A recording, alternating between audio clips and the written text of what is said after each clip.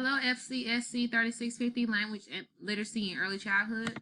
My name is Amari Dobson, and I will be discussing student activity number 3, the Student Learning Outcome Analysis. Fcsc 3650 Language and Literature with Professor Kelly Austin. Today I am going to discuss the student learning outcomes for this course. I will also share the assignments our class completed to help us understand these learning outcomes. If my knowledge base increased in the area as a result of taking the course, and the evaluation of the course. Student learning outcome number 1. Analyze and explain language acquisition in early childhood.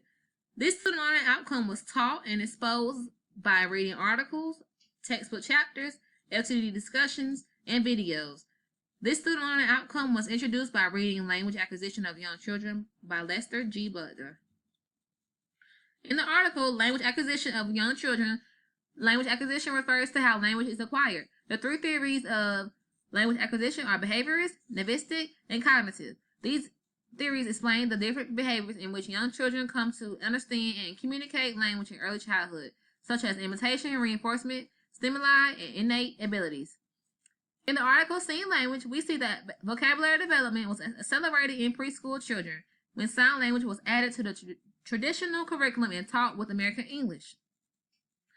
The message in the video, Discovering Psychology, is that children develop language through interactions with the people in their environment. It takes place at different stages in the child's life. In the article, First and Second Language Acquisition in Early Childhood, we learned that exposure to language will support language development in both first and second language acquisition. By reading Chapter 1, I learned that it is necessary to meet the needs of diverse learners. There are guidelines for working with English language learners. It takes a team of professionals who are dedicated to the care, education, and support of the child and family. Chapter 2 taught me that there are roles for parents, families, and community members in early childhood literacy programs. Parents and teachers should motivate, encourage, and recognize children's language needs, stimulate their interest, and respond to the child's effort to communicate. Chapter 3 shared the components of human language, the literacy role of children, the timeline of infant-toddler language development, and language milestones children go through to learn language. By reading Chapter 4, I learned that listening skills need to be taught to young children because there's a direct relationship between listening and learning.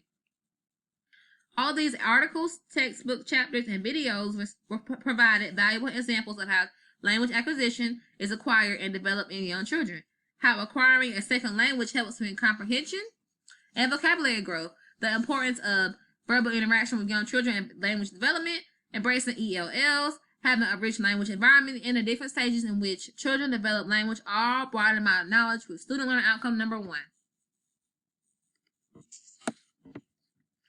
Student learning outcome number 2. Examine the 4 areas of language arts: reading, writing, listening, and speaking, and communicate their independent significance as well as their correlation to each other. This student learning outcome was taught by reading textbook chapters, LTD discussions, and articles. This student learning outcome was introduced by reading the article Reading and Literature by Marlo Edgar. Chapter 10 explained that learning to write is a developmental process. Before children learn to write, they communicate through their drawings by creating shapes and symbols to represent meaning that will eventually become letters and words. The article Promoting Writing and Preventing Writing Failure in Young Children stressed that reading aloud and writing in front of children is an important experience for young children who are developing an understanding of oral and written language.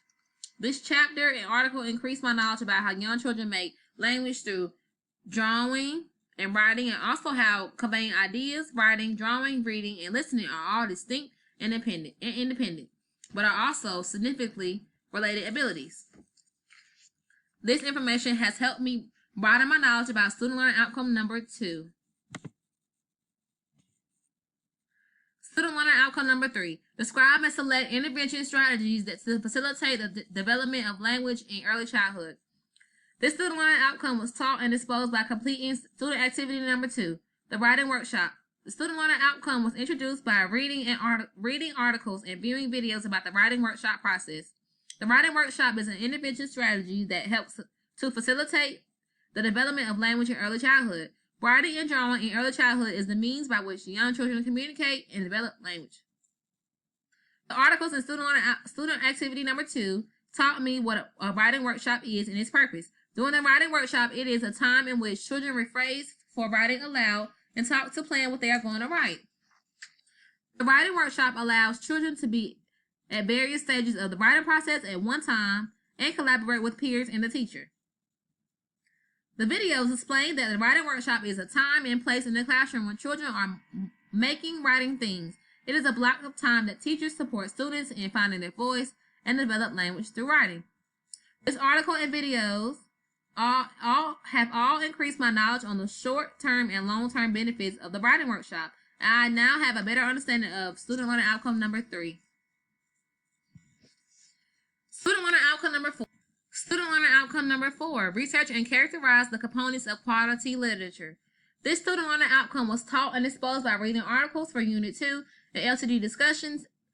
This student learning outcome was introduced by reading and literature for children by Marlo Edgar.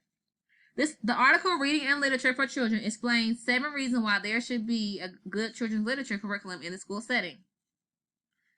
The article Inside the Mind of a Child states that it is important for parents and friends to know what books appeal to kids at a certain age and why they do before they buy, read, or create a book for children.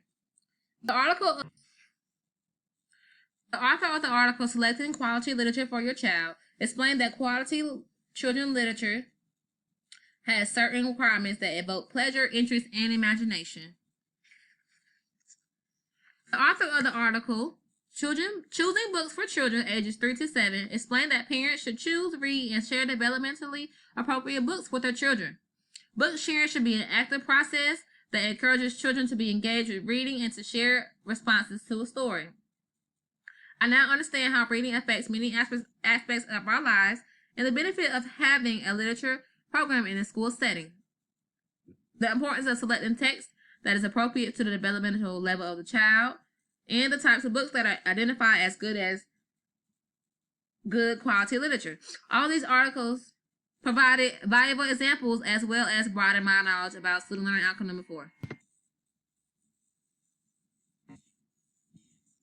Student learning outcome number 5. Modify and differentiate language arts curriculum to meet the individual needs of children. This student learning outcome was taught and exposed by reading articles, student activity number 1, video analysis number 4, and LTD discussions. This student learning outcome was introduced by reading the article Promoting Writing and Preventing Failure in Young Children by Brian Kessel. Guided reading is an explicit instruction that the teacher provides to a small group of children who demonstrate similar reading behaviors and can all read similar level of text. The purpose of guided reading is to assist students in learning better fluency, decoding, and comprehension skills. The videos provided facts about guided reading, gave a demonstration of how the teacher can assess comprehension at the end of the guided reading lesson and how effective group time with the teacher can be. The articles gave an overview of guided reading, which included the purpose, importance, matching books, readiness, and support, different parts of guided reading, and ways in which the parts contribute to the vision of guided reading. Video analysis number 4 shows how the use of story retelling can be used to modify or differentiate language arts instruction to meet the needs of children by planning experiences and arranging the classroom so that all may participate according to their learning profile, shared interests, or readiness and abilities. All these articles and videos explain the critical components of balanced literacy and expanding my knowledge about student learning outcome number 5. Student learning outcome number 6. Propose strategies that foster partnerships with parents to facilitate language skills. This student learning outcome was taught by LTD discussions in the classroom and by reading textbook chapters 5 to 9 and chapter 12. Within each chapter, the author, Mary DeLongo, provided fact files, examples of collaborations with families, professionals, teachers, and community, overviews, teachers' concerns, and basic strategies, resources for teachers, classroom examples, and research-based literacy strategies to foster language development in young children. All these strategies will strengthen the child's language skills. These chapters broaden my knowledge of student learning outcome number 6. Student learning outcome number 7. Plan and organize instruction in reading and other communication skills. This student learning outcome was taught and exposed by watching the webinars, videos, and reading textbook chapters. This student learning outcome was introduced with the video. Literature circles, an adult demonstration. A literature circle is a group of people that consist of teachers and students or adults who come together to discuss a piece of literature. Within the circle, each person has a specific role, and within your role is your job to think about the literature piece and share with the group what you have learned. The instruction in how to support teachers' use of story retelling to build comprehension in oral language. Explain the use of story retelling and how it helps with the development of comprehension, reading, vocabulary, and syntax.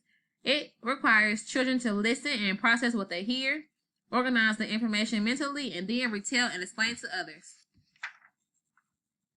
Chapter 11 explains how technology changes what we think about, what we think with, and how we interact. It is a way in which children can seek information, problem solve, and expand concepts. Chapter 13 is about assessment and how to determine if children are making progress in language arts. The videos, webinars, and textbook chapters support literacy development and language acquisition, as well as expand my knowledge of student learning outcome number 7. Evaluation. Number 1. What would you change about the course if you could change one thing? The one thing I would change about this course has already been changed, and that is for the due date of assignments. Other than that, I will not change anything. I learned so much from taking this course that I can use now and in the future. Question number 2. Knowing what you know now, what would you do differently as it pertains to being a student in this course, a group member? I would engage more with the LCD discussions and encourage my group members to do the same.